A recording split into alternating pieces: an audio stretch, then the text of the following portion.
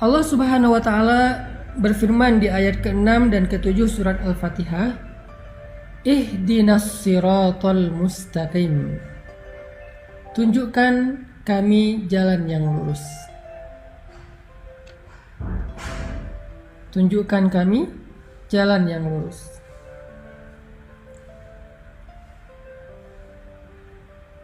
Saya menyampaikan di pertemuan sebelumnya bahwa surat Al-Fatihah itu adalah Ummul Quran. Ibunya Al-Quran 30 juz. Sehingga apa yang ada di dalam Al-Quran dari Alif Lam Mim sampai surat An-Nas itu semuanya dikandung maknanya di dalam 7 ayat surat Al-Fatihah.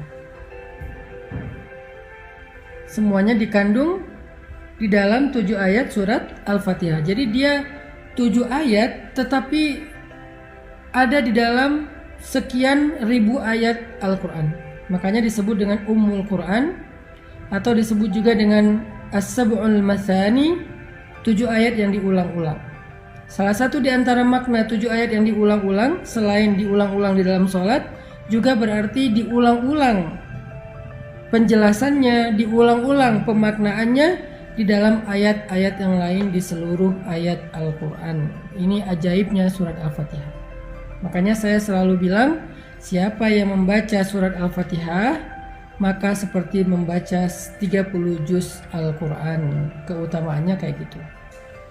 Termasuk ayat ke-6 ketika Allah berfirman, Ihdinas siratal mustaqim. Tunjukkan kami jalan yang lurus. Jadi di sini teman-teman kita berdoa agar Allah tunjukkan kita jalan yang lurus. Kita minta, ya Allah, beri kami petunjuk. Tunjukkan kami jalan yang lurus. Gimana caranya kami hidup? Gimana caranya kami mengisi hari-hari kami? Gimana caranya kami bisa pulang kepadamu dalam keadaan selamat? Gimana caranya agar kami bisa sampai kepada Engkau? Gimana caranya agar kami tidak salah jalan? Tunjukkan kami jalan yang lurus. Apa pelajarannya di sini teman-teman? Ketika kita meminta kepada Allah untuk ditunjukkan jalan yang lurus, di sini tuh ada sebuah pengakuan kalau kita nggak tahu jalan. Di sini tuh ada sebuah kesadaran, self-awareness, kalau kita itu merasa bodoh. Kalau kita tuh merasa nggak tahu apa-apa, Allah lebih tahu, Allah lebih berilmu, Allah lebih maha mengerti, Allah lebih bijaksana. Kita tuh bodoh, awam, nggak tahu apa-apa. Di sini sebuah iktiraf, sebuah pengakuan. Sehingga kalau ada orang yang membaca ayat Ihdinas siratal mustaqim, tetapi dia merasa lebih tahu daripada Allah, berarti dia belum membaca Ihdinas siratal mustaqim.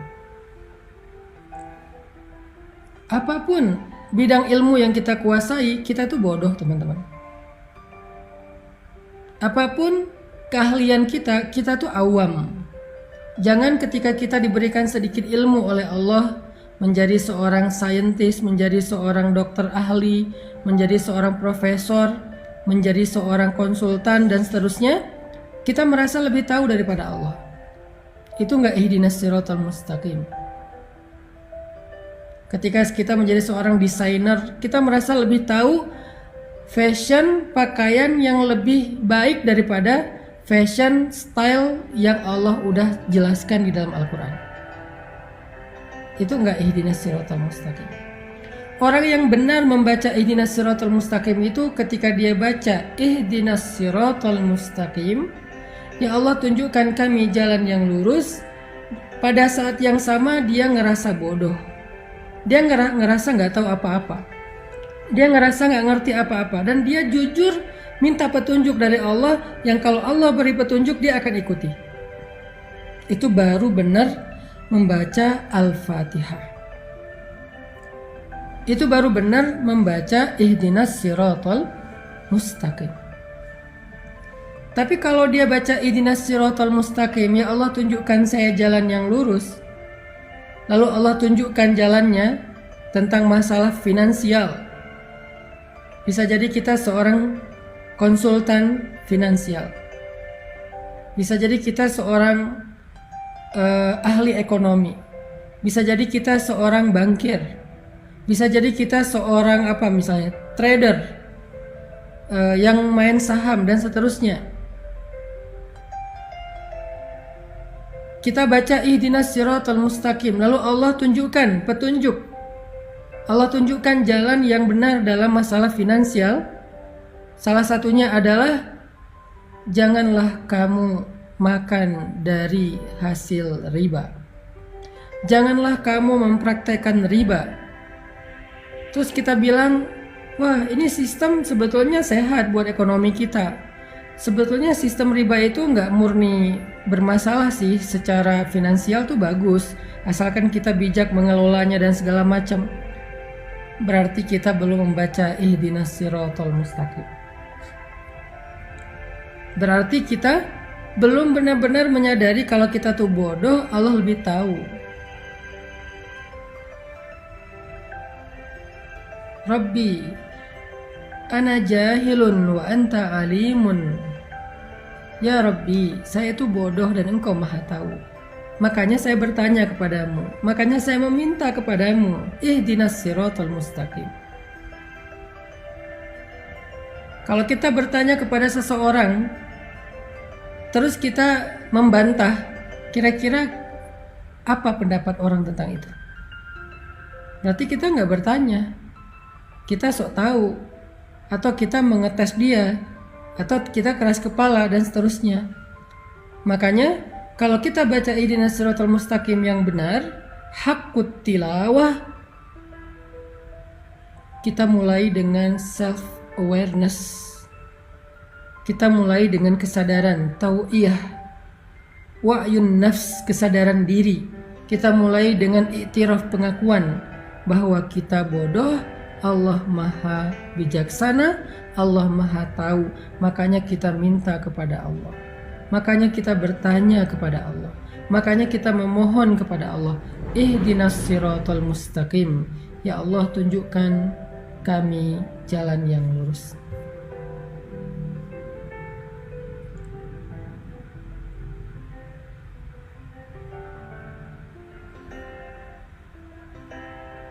Itu poin pertama dari ihdinas siratal mustaqim. Begitu juga nanti kasus-kasus yang lain dalam kehidupan kita, tentang parenting, tentang fatherhood, tentang super mom, tentang ibu, tentang ayah, tentang orang tua kepada anak harusnya kayak gimana. Allah udah ngasih kita beberapa guidance cara mendidik anak yang paling baik. Terus kita sebagai konsultan parenting, konsultan pendidikan anak, nggak mau percaya dengan pendidikan, dengan konsep pendidikan atau petunjuk pendidikan yang ada di Al-Quran, bahwa mengajarkan Al-Quran dari kecil, mengajarkan sholat dari kecil dan seterusnya. Kita nggak percaya, kita lebih percaya dengan kurikulum buatan kita sendiri atau buatan manusia atau buatan para ahli katanya. Berarti kita belum benar-benar punya self awareness saat membaca ihdinas siratal mustaqim. Apapun tentang kehidupan kita, Allah lebih mengerti daripada kita. Para psikiater, para psikolog, ketika mendapatkan seorang pasien, seorang klien yang punya penyakit mental illness, sakit mentalnya, lalu Allah Subhanahu wa Ta'ala memberikan solusi di dalam Al-Quran, yaitu dengan memperbanyak sholat, sedekah, dan zikir. Di dalam surat Al-Ma'arij, manusia itu halu'a, jazu'a, manu'a, labil intinya, illal musallin, kecuali orang yang sholat dan dawam dengan sholatnya. Artinya memperbanyak sholat sunnah, ada terapi ibadah. Dia nggak mau menyarankan terapi spiritual karena dia nggak percaya dengan spiritual healing. Dia lebih percaya dengan psikologinya, dan psikologinya berasal dari Sigmund Freud, bukan berasal dari Al-Quran. Bahkan kadang-kadang bertabrakan teorinya. Berarti dia belum membaca ihdinas siratal mustaqim. Dia merasa lebih tahu daripada Allah. Padahal Allah bilang, wallahu ya'lamu wa antum la ta'lamun. Allah lebih tahu dan kalian tidak tahu. Huwa a'lamu bikum idh ansha'akum minal ard wa idh antum ajinnatun fi butuni ummahatikum. Dia lebih tahu daripada kalian sejak kalian diciptakan dari tanah atau kalian masih janin di dalam perut ibu-ibu kalian. La tuzakku anfusakum. Jangan merasa sok tahu, merasa udah paling pintar, kata Allah.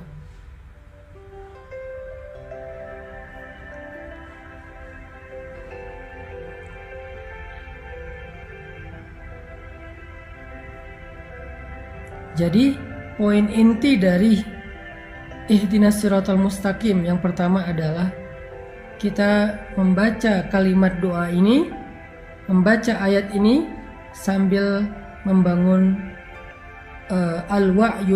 wa'yun nafs, membangun self awareness, kesadaran dalam diri kita. Kesadaran tentang apa?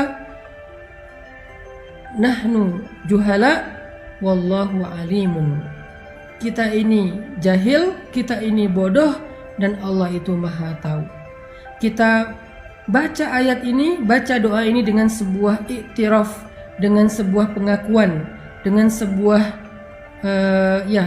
keyakinan bahwa kita itu butuh Allah untuk menunjukkan jalan hidup kita.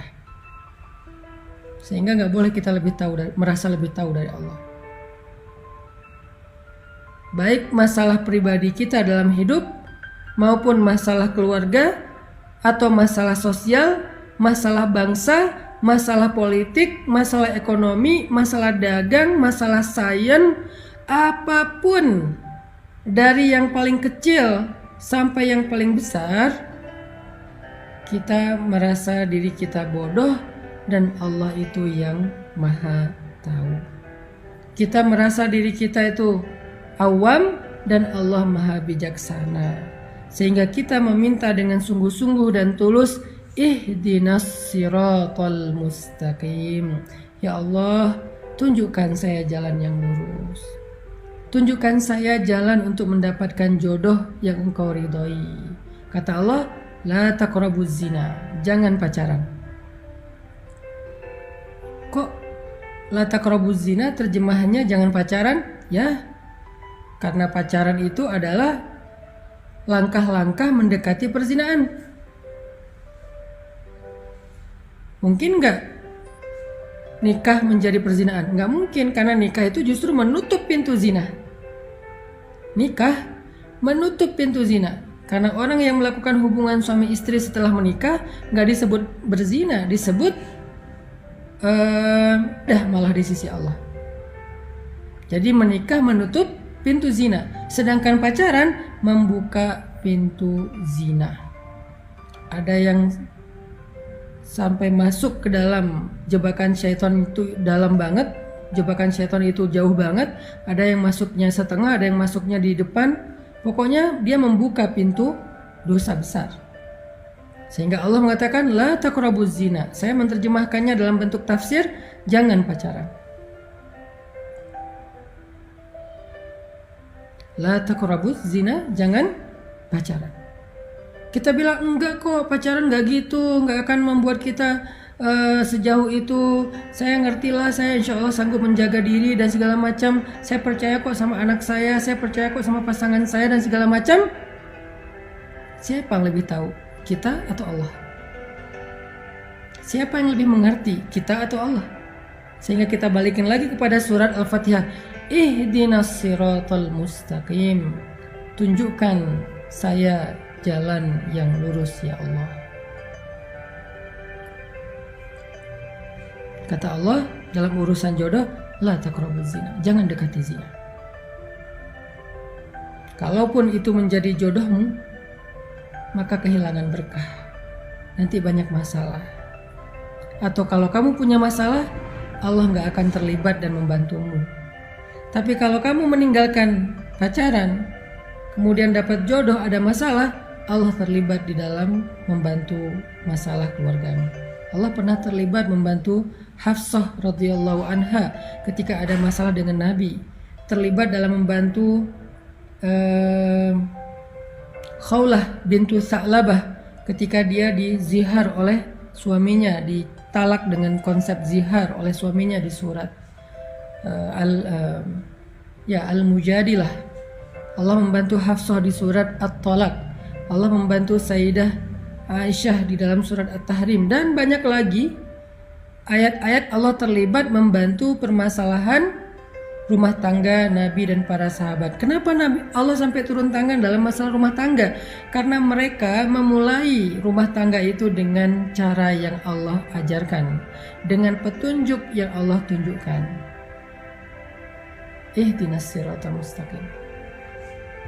Tapi ketika dia memulai rumah tangga itu bukan dengan cara yang Allah ajarkan, bukan dengan petunjuk yang Allah turunkan, nanti ketika ada masalah, Allah nggak akan terlibat. Dan itu hak Allah.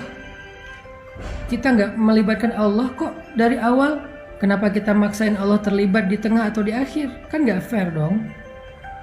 Di awal ketika kita memulai hubungan rumah tangga, kita nggak melibatkan Allah. Kita pakai cara kita sok tahu. Nanti di tengah kita melibatkan Allah, kita maksa Allah, kok nggak bantu saya? Kan dari awal nggak kita libatkan. Kalau kita libatkan Allah dari awal, kita nanya, ya Allah, cara dapat jodoh yang benar tuh gimana? Allah bilang, jangan pacaran. Terus caranya ta'aruf. Ta'aruf itu ada fikihnya. Ikuti aja fikih itu. Kalau belum berhasil, sabar dulu. Allah sediakan yang lebih baik. Kalau belum datang juga, sabar dulu. Berarti yang lagi disiapkan itu istimewa, makanya butuh waktu. Sampai ketemu, nanti ada masalah, Allah akan terlibat dalam menyelesaikan masalah kita atau bahkan membela kita. Karena kenapa? Kita libatkan Allah dari awal. Gimana melibatkan Allah dari awal? Ngikutin petunjuk yang Allah sudah turunkan. Ihdinas siratal mustaqim.